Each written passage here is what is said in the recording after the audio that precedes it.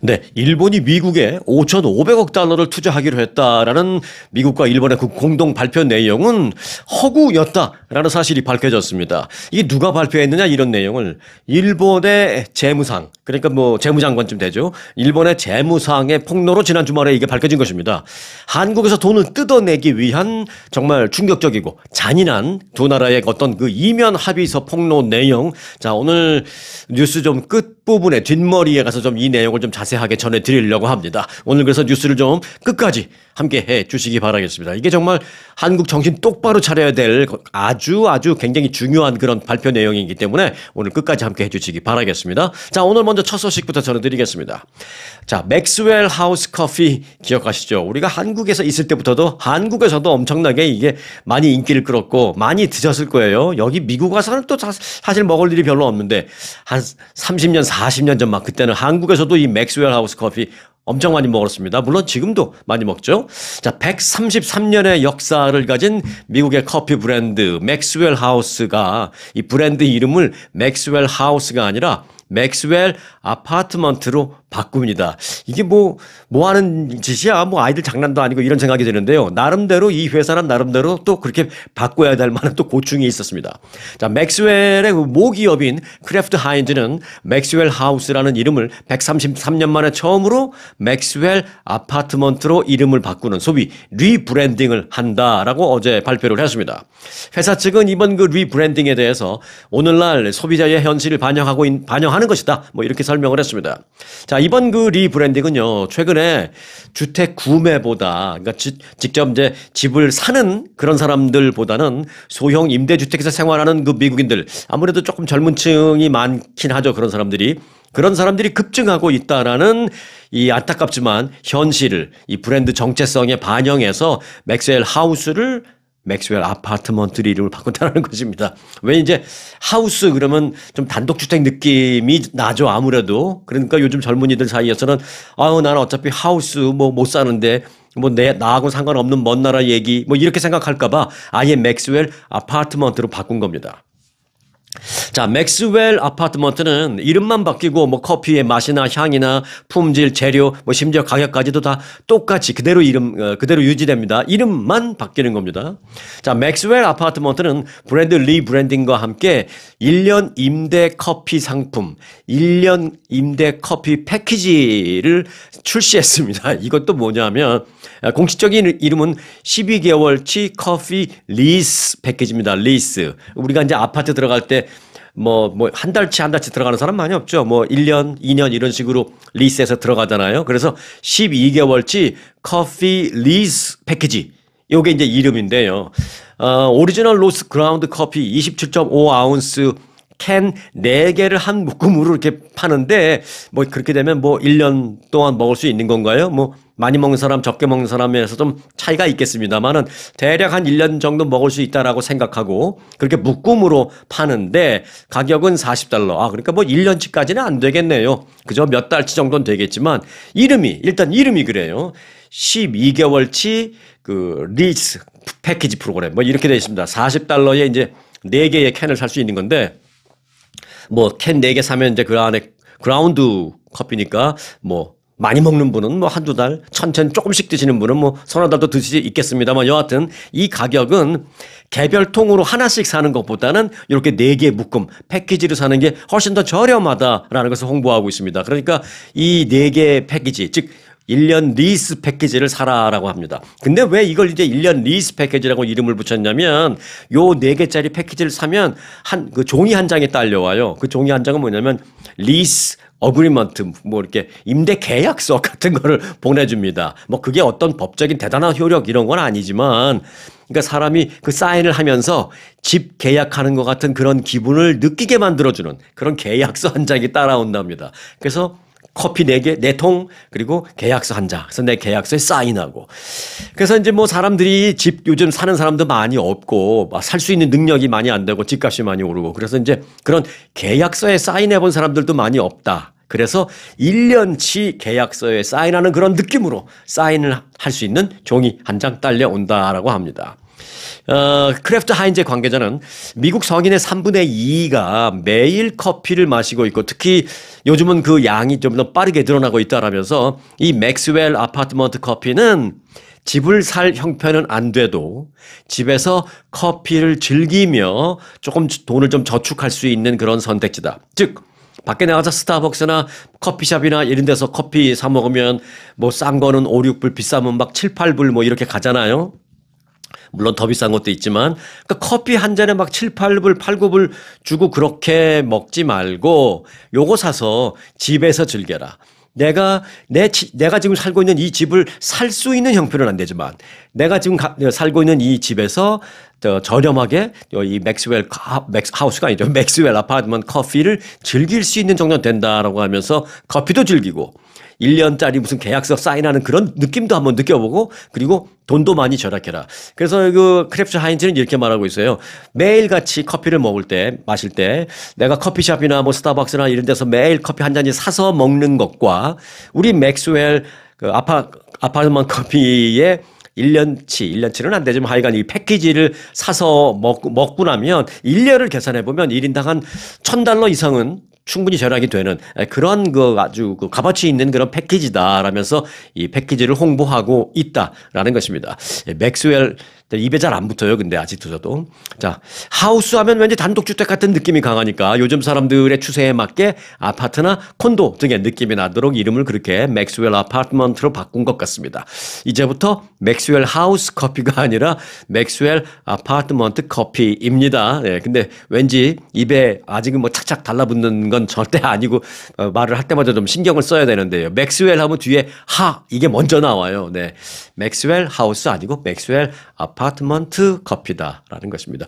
저는 그런 생각도 해봤습니다. 이게 블랙핑크의 로제가 아파트 이거 지금 빅 히트 시켰잖아요. 브루노 마르스하고 불러가지고. 그래서 사실은 미국에서는 아파트 하는 사람 없죠. 미국에서는 아파트라는 거 잘 모르는데 아파트먼트라고 하는데 뭐 여하튼 뭐 그 발음이 아파트냐 이걸 떠나서 로제의 그 아파트라는 그 음악이 전 세계적으로 공전의 히트를 치자 그 영어권이나 이런 곳에서도 아파트가 뭐야?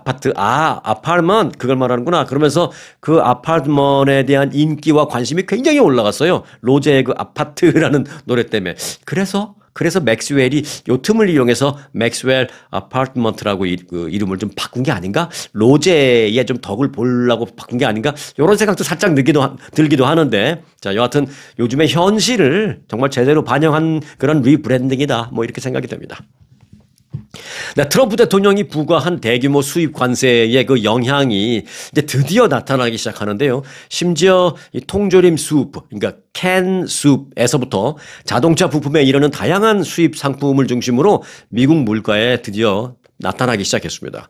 이는 관세에 따른 그 원가 상승 부담을 그동안 좀 그 수입 업체가 어떻게든지 해결하고 자신들이 좀 부담을 받고 하면서 최종 소비자 가격에는 많이 반영을 안 하고 견디고 있었는데 이제는 더 이상 안 된다는 것이죠. 그동안은 이제 재고도 있어서 재고를 소진할 때까지도 좀 시간이 걸렸는데 이제는 재고도 떨어지고 결국은 새로 수입을 해오는 걸 팔아야 되는데 새로 수입할 때는 관세가 엄청나게 부과되니까 이제는 자신들이 그 손해를 감당할 수 없다라는 것입니다. 그래서 최종 가격에 넣을 수밖에 없죠.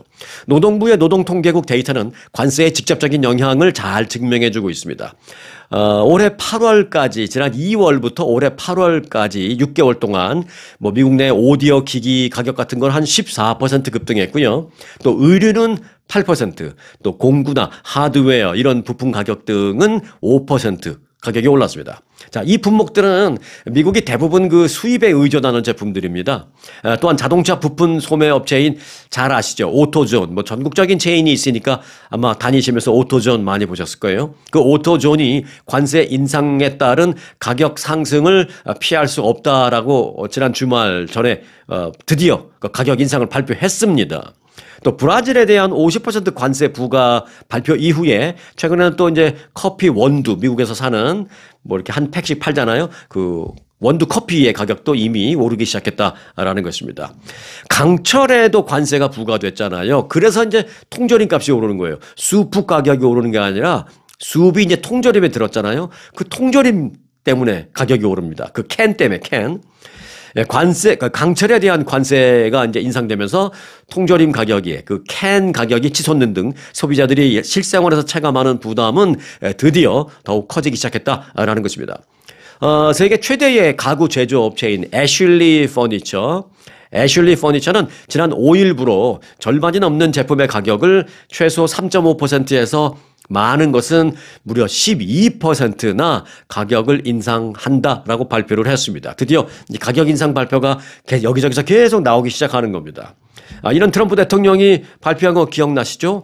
소파, 의자, 뭐 이런 걸 그 위에다 나무로 만들었잖아요. 기본 골격은 그 나무로 만들고 위에다 천을 덧댄 것. 그래서 이제 그런 건 upholstered furniture라고 하죠. 그래서 나무로 만들어서 천을 덧댄 것. 이건 이제 나무 가격, 목재에 대한 관세 때문에 그런 그 upholstered furniture들 그런 소파, 의자 뭐 이런 것들도 가격이 많이 올라서 지금 뭐 많은 건 한 20% 가격 오른 것도 있고 그런 상황입니다. 자, 분석가들은 앞으로 몇 달 안에 그 소비자 부담의 비율이 약 60%로 확대될 것이다라는 아주 걱정되는 그런 전망까지도 했습니다. 그런 상황까지는 절대 우리가 이제 일반 소비자 기준으로 몇십 년에 걸치면 모를까 1년 안에 그 1년이라는 기간 안에 한 20% 정도 오른다? 이게 맥시멈이에요. 어떤 면에서는 사실 그 이상은 견디질 못합니다. 그런데 만일 정말로 최악의 시나리오처럼 60% 정도 부담이 올라간다라면 견딜 수 있는 사람은 많지 않을 것이다라는 생각이 들어서 거기까지는 가지 않았으면 좋겠습니다. 만약에 정말로 그런 일이 생긴다면 트럼프 대통령이 지난주에 여러분들에게 제가 전해드렸죠. 지난주에 발표한 대로 관세로 인해서 나라가 벌어들인 돈을 국민들에게 디비든드처럼 배당금처럼 한 1,000불에서 1인당 한 2,000불 정도까지 주겠다고 했는데 그거라도 그럼 빨리 줘야 된다. 뭐 이런 생각이 들 정도로 이제 물가 부담이 지금 드디어 시작됐다라는 그런 생각이 듭니다. 1인당 한 2,000불 정도 준다면 예를 들어 부부라면 한 4,000불 정도. 그러면 1년 동안 올라간 어떤 그런 가격 인상의 부담감 정도는 좀 거기서 커버되지 있지 않을까. 뭐 그런 생각을 해보는데 뭐 줘야 말이죠. 네, 여하튼 기대를 한번 해보겠습니다. 자, 미국에서요. 고령층의 창업이 새로운 흐름으로 요즘 자리 잡고 있다라고 합니다. 여기서 말씀드리는 고령층이란 60대도 아니고요. 70대 이상을 말하고 있습니다. 그런데 뭐 80대, 90대까지는 아니고요. 스페셜리 70대의 창업이 많이 늘고 있다라는 것입니다. 현재 70대 취업자 10명, 즉 70대인데 일을 하고 있는 사람들 기준으로 본다면 10명 중에 3명이 자영업에 새로이 뛰어든 그런 사람들이라고 합니다. 그래서 은퇴 후 제2의 창업을 하는 70대가 많다라는 것입니다.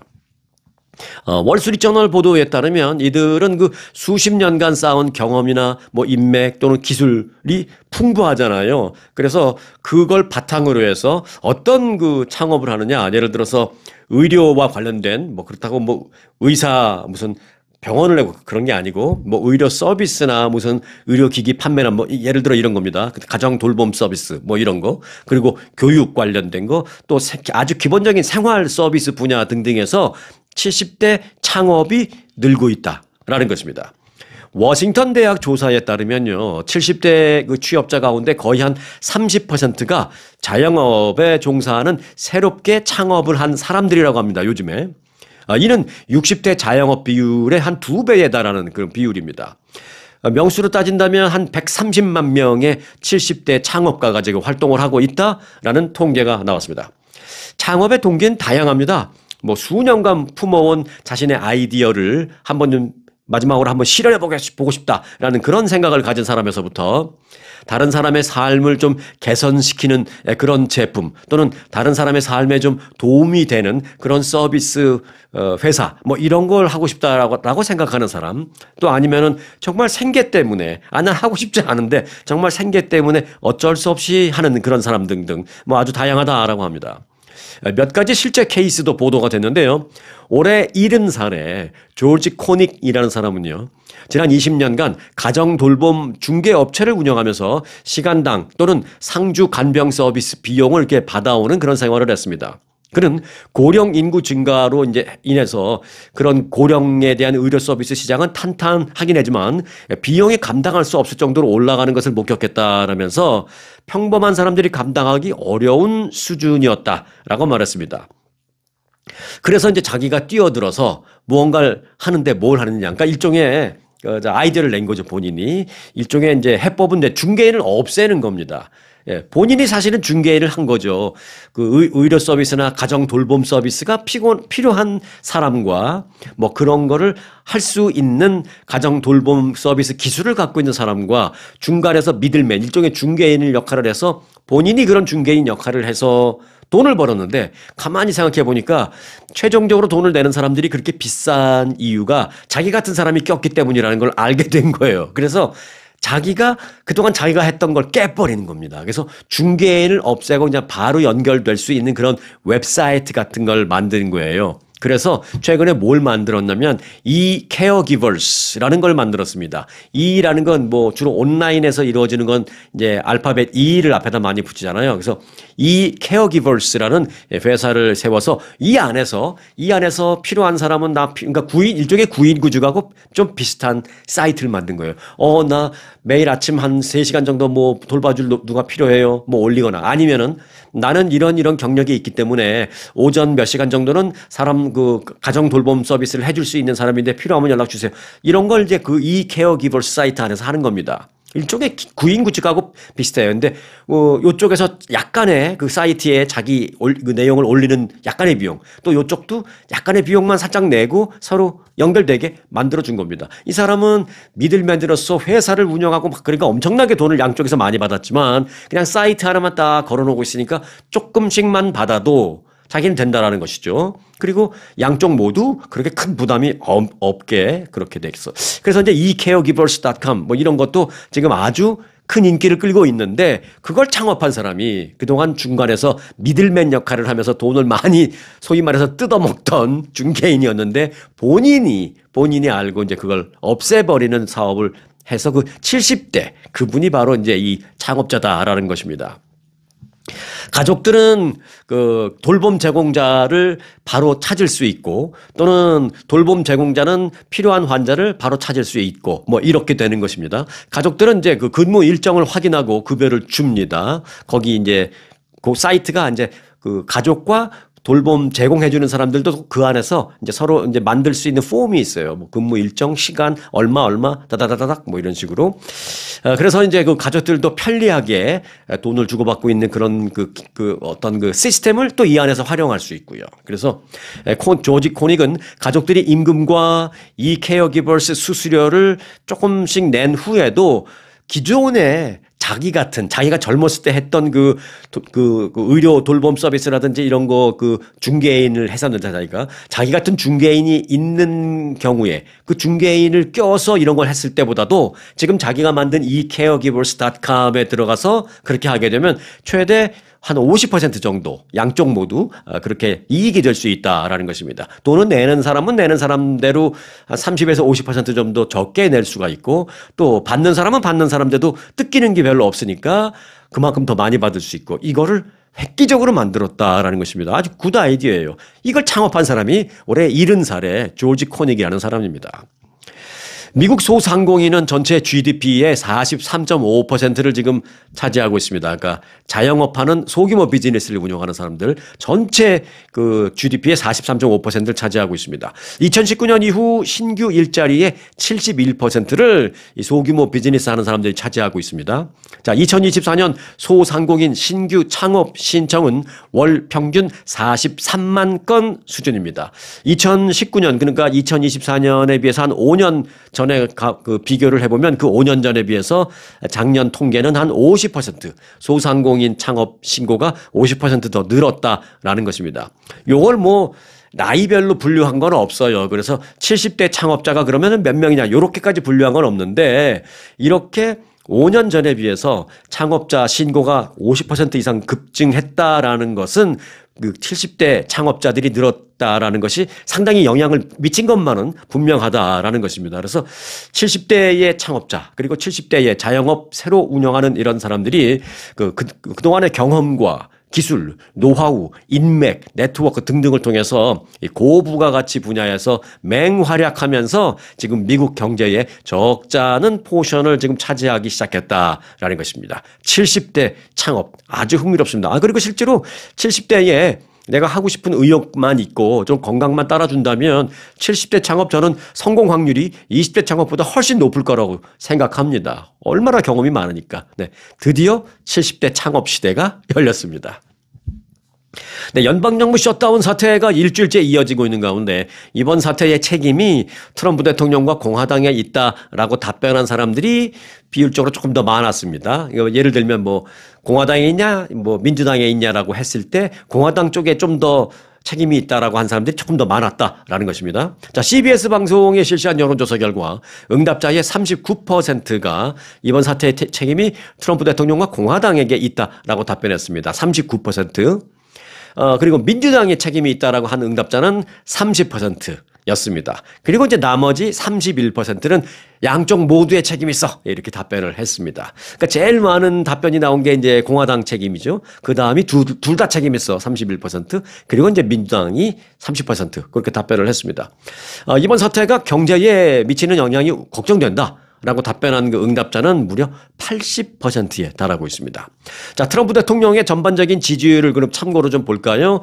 지난주에 조사한 게 42%로 나왔습니다. 그 직전 조사 때 44%보다 2%포인트 줄어들었죠.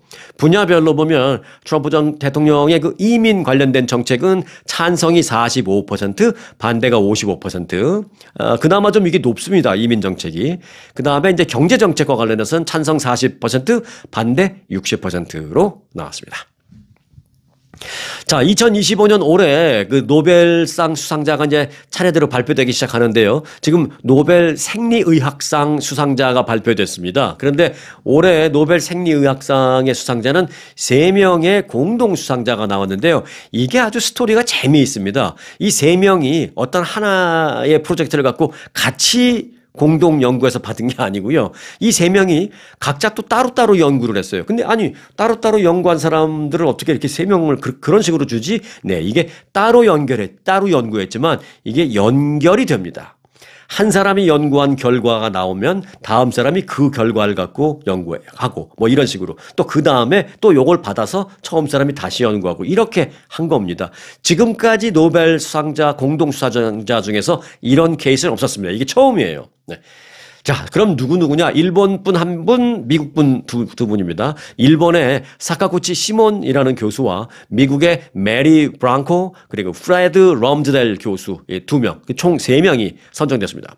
이들은 단연간 이 면역 연구에서 세계적으로 명성을 쌓아온 그런 사람들입니다. 소속 기관과 국적은 다릅니다만은 상대의 연구 결과를 토대로 후속 연구를 발전시킴으로써 궁극적으로 인간 면역 체계의 그 경비병 역할을 한다 그러죠. 왜? T세포. 암을 이겨내려면 T세포가 튼튼해야 된다. 뭐 이런 얘기, 광고에서도 가끔 그런 얘기가 나오고 뭐 그랬었어요. 그래서 우리 몸에 T세포를 강화해주는 무슨 약, 막 이런 거 한국에서도 케이블 TV 보면 많이 나옵니다. 네. 그 T세포에 관련된 연구를 한 겁니다. 그래서 인류의 질병 극복에 기여했다라는 그 평가를 받았습니다, 이번에. 자, 일본의 사카구치 교수는 1995년에 자가 면역 질환으로부터 신체를 보호하는, 자가 면역 질환이라는 게 뭐예요? 내가 내 몸을 지켜내는 나쁜 병균이라든지 뭐가 들어오면 내 자가 면역 시스템이 있잖아요. 그래서 나의 자가 면역 시스템을 통해서 나를 보호해야 되는데 나를 보호해야 할 그 내 몸의 면역 시스템이 거꾸로 뭔가 오류를 일으켜서 나를 공격하는 그거잖아요. 그래서 그건 오히려 그 면역 시스템이 높을수록 안 좋아요, 이 사람. 왜? 그게 자꾸 나를 공격하니까. 그래서 이제 자가 면역 질환이라고 하는데 그 자가 면역 질환으로부터 자신의 신체를 보호하는 면역 세포, 조절 T세포라고 합니다. 그 조절 T세포의 존재를 이 사카구치 교수가 1995년에 처음 규명해낸 거예요. 그리고 나서 그걸 토대로 2001년에 브랑코와 럼즈벨 미국인 교수 2명이 그 세포를 제어하는 유전자를 발견했습니다. 그로부터 또 2년 뒤에 다시 이거를 사카구치 교수가 다시 받습니다. 다시 받아서 본인의 연구와 브랑코 럼즈벨 그 2명의 미국인 교수가 연구한 걸 또 받아서 다시 연계를 해서 T세포의 기능을 더욱 구체적으로 밝혀내는 결정적인 연결고리를 알아내는 데 성공했습니다. 니혼게이자의 신문은 사카구치 교수의 연구 성과가 관절 류마티즘 또는 뭐 제1형 당뇨병, 심지어는 뭐 암, 또 뭐 자가 면역 질환의 치료법 등등의 소위 항암 효과를 높이는 신약을 개발하는데 중요한 한 길을 열었다. 이렇게 표현했습니다. 자가 면역 질환, 심지어 항암 이런 치료제를 만드는 길을 열었다. 이렇게 발표를 했습니다. 실제로 사카구치 교수의 그 T세포의 기능을 이처럼 구체적으로 알아냈다라는 것은 앞으로 암을 정복하는 것도 충분히 가능하다라는 것을 입증한 셈이다. 라는 평가가 나오고 있습니다. 실제로 사카구치 교수도 그 니온 게이자의 신문, 그렇죠. 니온 게이자의 신문하고 인터뷰할 때 그 얘기를 했어요. 내가 이런 걸 발명하고 찾아냈는데 이 찾아낸 이게 첫 번째 빅 스텝이 돼서 우리가 언젠가 암을 정복하는 데 굉장히 도움이 될 것이다 라고 말하면서 이제 암도 정복할 날이 그리 멀지 않았습니다. 라고 이 사카구치 교수가 인터뷰할 때 그렇게 말을 했습니다. 정말 제발 그렇게 되기를 기대해 보겠습니다. 자, 지금부터는 다소 충격적인 소식을 전해드리겠습니다. 앞서 제가 맨 처음에 영상을 시작하면서 약간 예고를 해드린 그 내용을 전해드리려고 합니다. 자, 최근 트럼프 행정부와 일본 정부 사이에 맺어진 관세 협상 다 기억하시죠? 일본이 무려 5,500억 달러를 내기로 했다라는 거, 그리고 그래서 이제 관세를 25에서 15로 내려주기로 했다라는 거, 그 5,500억 달러. 이게 이제 일본은 5,500억 달러. 한국에 대해서는 3,500억 달러. 이제 쉽게 말하면 이거잖아요. 그런데 그 5,500억 달러를 일본이 내기로 했다라는 그 협상에 이면 합의가 있었다라는 사실이 드러나면서 지금 국제사회가 발칵 뒤집혔습니다. 자, 더욱 놀라운 것은요, 이 폭탄 선언을, 이 비밀을 폭로한 사람이 다름 아닌 일본의 아카자와 류세이라는 경제재생상입니다. 그러니까 뭐 재무장관, 되죠. 재무장관쯤 되는 류세이 경제상이라는 사람입니다. 일본의 그러니까 장관이, 강요가 이 비밀을 폭로해버린 거예요.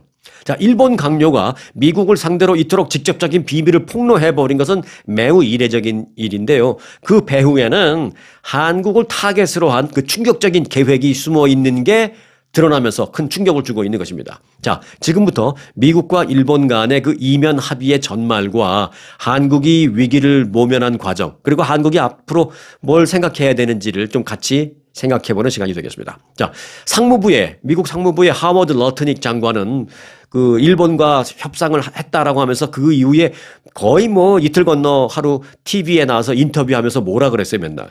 일본과의 관세 협상이 타결됐다. 일본은 5,500억 달러를 현금으로 내기로 했다. 일본도 이렇게 했으니 한국도 빨리 사인하라. 계속 텔레비 나와서 맨날 그 얘기했어요. 하워드 러트닉 장관은. 그런데 또 러트닉 장관은 투자처와 관련해서, 그리고 일본이 5,500억 달러를 돈을 내면 그걸 받아서 미국이 어떻게 할지와 관련해서도 얘기를 했습니다. 뭐라 그랬냐면 투자처의 검토는, 즉 어디다가 투자해라라는 그런 지시, 그 결정, 이런 검토는 상무부 장관인 자신이 직접 위원장을 맡고, 자신이 위원장을 맡은 그 밑에 위원회의 위원들은 100% 미국인으로 채우겠다라고 했습니다. 아니, 돈은 일본에서 내는데 미국 사람들이 다 결정하겠대요. 더 충격적인 건 이제 거기서 이제 발생하는 이익이 있다면 그 이익의 90%는 미국이 갖고 돈을 낸 일본한테는 10%만 준다 그랬습니다. 네. 뭐 여기까지 우리가 몰랐던 건 아니에요. 그러니까 그런 얘기를 다 듣고 많은 사람들이 무슨 생각했어요? 일본이 엄청난 손해를 보는 그런 거에 사인을 했네. 아, 일본이 바보가 아닐 텐데, 일본 사람들도 똑똑한데, 왜 저런 거에 왜 사인을 했지?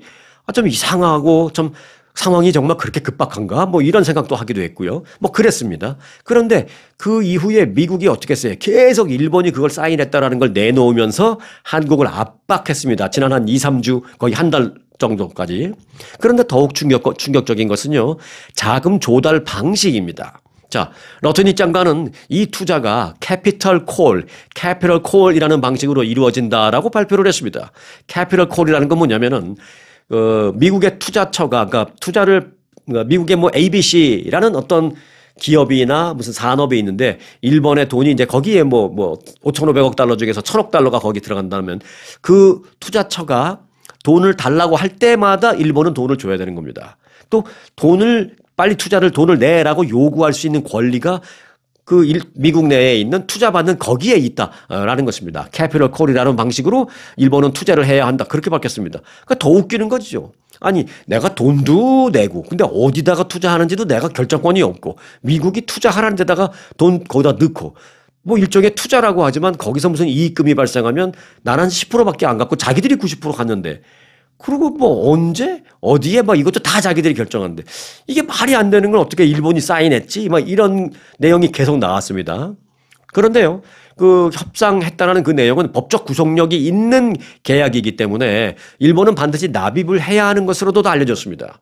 만약 약속을 지키지 않으면 미국은 또다시 이제 높은 관세를 일본에게 매기겠다라는 단서 조항까지 거기에 있었습니다. 이제 여기 일본이 그냥 이런 거에 사인했다라는 거예요. 이건 무슨 노예 계약도 이런 노예 계약은 없죠. 자, 그래서 사람들이 많이 이상하다 생각하기도 하고 저는 또 이제 개인적으로 일본은 조금 걱정했어요. 야, 일본이 아무리 한국보다 잘 산다 하더라도 5,500억 달러를 내면은 이 나라가 휘청거릴 수 있는데 일본이 괜찮을래나? 뭐 은근히 좀 걱정되더라고요. 그런데 갑자기 상황이 급변한 겁니다. 지난 주말에 그 비밀이 폭로되면서 일본의 아카자와 류세이 경제재생상이 지난 주말 프랑스의 언론이죠. AFP 통신과 인터뷰를 하면서 그 충격적인 비밀을 폭로한 겁니다. 그는 이렇게 말했습니다. 일본이 미국에 실제로 투자하기로 한 현금은 5,500억 달러가 아니고 거기에 한 1% 내지 2%밖에 되지 않는다라고 밝혔습니다. 그러니까 실제 현금 투자액이 1%라면 뭐 55억, 2%라 하더라도 뭐 110억 달러 정도. 이건 뭐 지금이라도 당장 줄 수 있는 정도의 뭐 금액이죠. 그리고 나머지는 대출이나 대출 보증 형태다. 이게 겉으로 발표되진 않았지만 언론에 발표되진 않았지만 우리 일본과 미국이 이면 계약서를 그렇게 만들었다라고 이 비밀을 폭로해 버린 겁니다. 더욱 놀라운 것은요, 그의 다음 발언이었습니다. 뭐라고 류세이 경제상이 뭐라 그랬냐면 또 미국은 일본이 사실 뭐 1%라서 55억 달러, 2%라서 뭐 110억 달러 내든 뭐 50억이든 100억이든 관심조차도 없다. 미국은 그냥 MOU 형식의 합의이며 이면 계약이기 때문에 일본이 뭐 50억 내든 100억 내든 별로 관심도 없다라는 것입니다. 어디까지나 이거는 한국을 압박하기 위해서 한국 돈 받아내려고 형식적으로 만든 허위 계약이었기 때문입니다. 라고 말했습니다. 일본의 류세이 경제상이.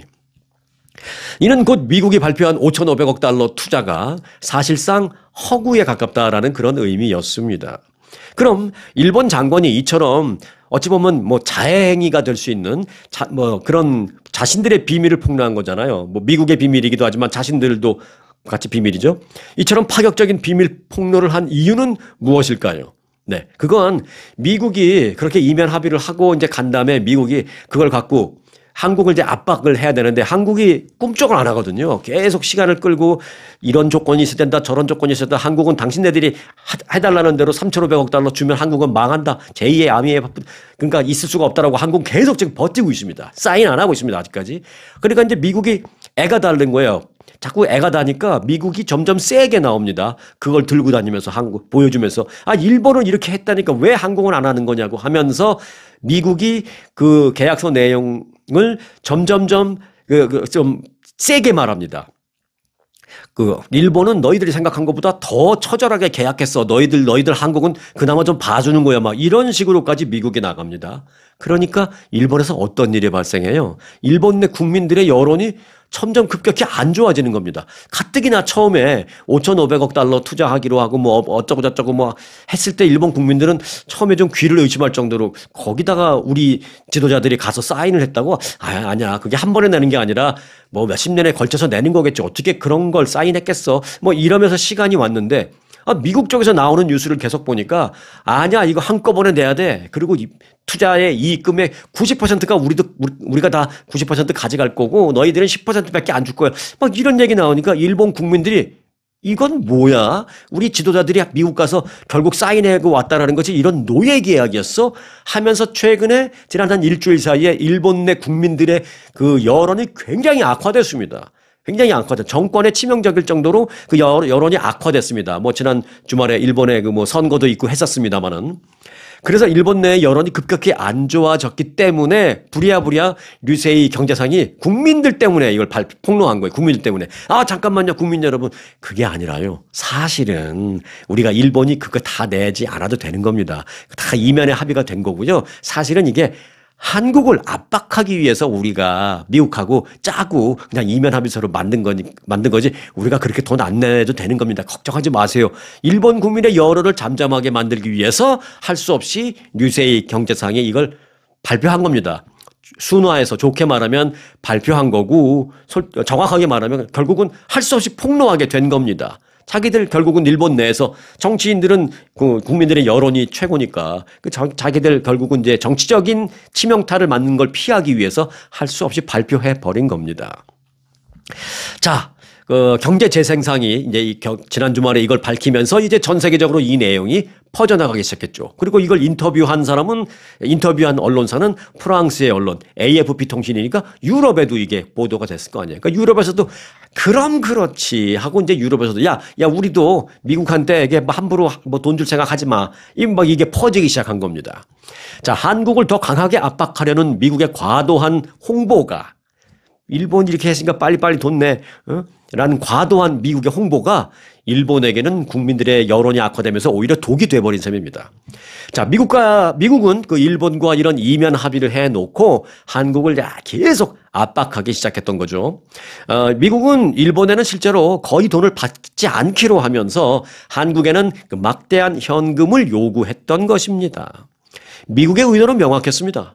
일본도 5,500억 달러를 냈는데 한국은 왜 3,500억 달러 안 낸다고 하느냐? 왜 그걸 시간을 질질 끄느냐? 왜 사인 안 하는 것이냐? 몰아붙인 그 의도는 명확했고요. 실제로 여러분들이 보시면 지난 1주, 2주 전, 지난 한 2주, 3주 동안에 하워드 러트니 상무장관이 툭 하면 TV 나와서 일본 얘기하면서 한국 얘기했어요. 실제로 똑같이 제가 말씀을 전해드리냐면 뭐냐면 한국은 일본을 좀 보고 있는 모양인데 일본은 사인을 했다. 그러니 한국도 사인해야 할 것이다. 이 얘기를 했습니다. CBS인가 팍스 TV에 나와서 이 얘기를 했어요. 그러니까 저는 그걸 보면서 좀 이상하다고 생각했어요. 아니 한국과의 얘기하면 그냥 한국 얘기하면 되지.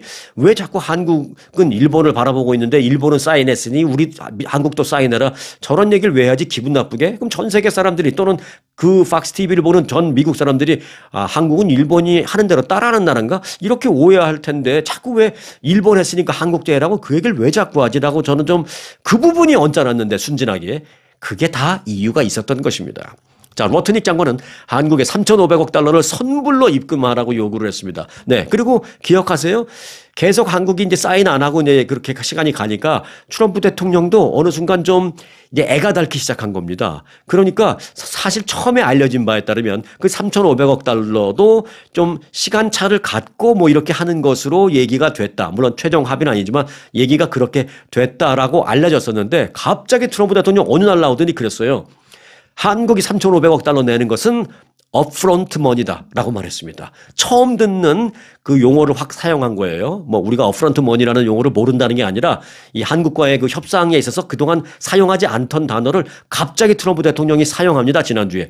한국의 3,500억 달러는 업프론트 머니다. 즉 선불로 당장 먼저 내고 시작해야 되는 선불로 내야 되는 거지. 이렇게 표현을 한 겁니다. 지금 생각해 보니까 얼마나 다급했으면 막 무리수를 저렇게 썼구나. 그런 생각이 이제 드는 겁니다. 근데 그것도 뭐라 그랬냐면 하워드 러트닉 상무장관은 트럼프 대통령이 업프런트 머니라고 한 그 선불 그거 3,500억 달러 45일 안에 한국이 내야 된다. 이렇게 말했습니다. 우리는 가만히 있는데 그냥 미국 자기들끼리 다 막 그런 거예요. 한국 입장에서 봤을 때는 45일 안에. 그런 3,500억 달러라는 것은 한국이라는 나라가 갖고 있는 전체 달러 외환 보유고 중에 84%쯤 됩니다. 뭐 어찌 보면 거의 다예요. 그게 다. 그러면 45일 안에 3,500억 달러라면 결국 어디서 뭐 벌어서 모을 수 있는 시간은 안 되잖아요. 그냥 한순간에 내가 갖고 있는 전 재산 다 털어내는 겁니다. 내가 갖고 있는 외환 보유고 거의 다 털어내는 거예요. 그러면은 대한민국은 제2의 IMF 위기로 몰아넣는 시도나 다름없는 시도입니다. 이게 대한민국 나라를 통째로 말아먹을 수 있는 그런 강압적인 요구를 했었던 것이 이번에 들통이 난 겁니다. 자, 한국 정부 입장에서는 이 요구가 도저히 이제 납득이 안 되는 거죠. 아무리 서로 그 협력도 좋고 다 좋지만 아니 어떻게 안 되는 걸 자꾸 하라고 미국은 그러는 거지라고 좀 협상을 하면서도 좀 이상하다라고 생각했는데 그 이유를 이제 알게 된 겁니다. 자, 결국 아직까지 합의나 서명을 하지 않고 한국이 좀 시간을 끌고 있는 것 같은데 그렇게 시간을 끌었던 것이 어찌 보면 좀 신의 한 수가 된 거 아니냐 뭐 이런 좀 평가도 나오고 있는 상황입니다. 한국 정부는 그 미국의 무리한 요구에 강하게 맞서고 있죠. 그래서 그 회의하고 추석 때 돌아간 그 김정관 그 산업통상부 장관은 공식적으로 그렇게 미국에 대해서 말하진 않았지만 뭐 협상이라는 게 그런 거 아니에요. 뭐 그 good person, bad person도 다 있어. 어떤 사람은 강경하게 말도 안 되는 소리 하지 마. 난 회의장을 뛰쳐나가기도 하고. 그리고 또 딴 사람 들어와서 아이 좀 이해하라고. 우리가 상황이 어려우니까 다시 한번 얘기해 봅시다. 왜 그 경찰서에서 범인들 조사할 때 good cop, bad cop 그런 방식 있잖아. 그런 식으로 이제 하는데 공식적인 자리에서는 좀 나이스하게 하지만 비공식적인 그 루트를 통해서는 한국 정부가 미국에 이런 말도 전달을 했습니다. 한국을 밟으려다가 당신들 발이 뚫립니다. 이게 뭘 밟으려다가 이제 못에 뚫립니다. 뭐 이런 표현까지 쓰면서 단호한 그런 한국의 입장도 미국 정부에 돌려서 보내는 겁니다. 그러니까 이제 미국이 자꾸 이게 너무 애가 다니까 무리수를 자꾸 쓰고 그렇게 무리수를 쓰다 보니까 일본 국민들이 아니 그럼 뭐야 우리 일본 지도부는 하고 일본 국민들의 여론이 갑자기 악화되고 그러자 결국은 일본에서 경제상이 이런 비밀을 폭로할 수밖에 없는 상황까지 가게 된 것입니다. 자, 만일 일본 그 경제상의 그 장관의 폭로가 없었더라면 한국은 일본이 정말로 5,500억 달러를 현금으로 업프론트 머니로 내야 하는지를 그렇게 생각하고 3,500억 달러를 내야 한다는 압박감에 지금 이 시간도 시달리고 있었을 것입니다. 그러나 이제는 좀 다르죠. 네. 일본의 폭로로 드러난 이면 합의는 국제통상협력이 지금 얼마나 복잡하고 치밀한 전략 아니 뭐 그런 걸 뛰어넘어서서 지금 얼마나 잔인한 계산 위에서 돌아가고 있는지를 정말 제대로 보여준 그런 하나의 샘플 케이스입니다. 대한민국 정말 정신 똑바로 차리고 협상을 해야 하는 그런 상황입니다. 자, 오늘은 미국과 일본의 그 이면 합의서 내용을 전달해 드리는 것으로 마치도록 하겠습니다. 자, 오늘도 편안한 하루 되시기 바라겠고요. 오늘 영상 마칩니다.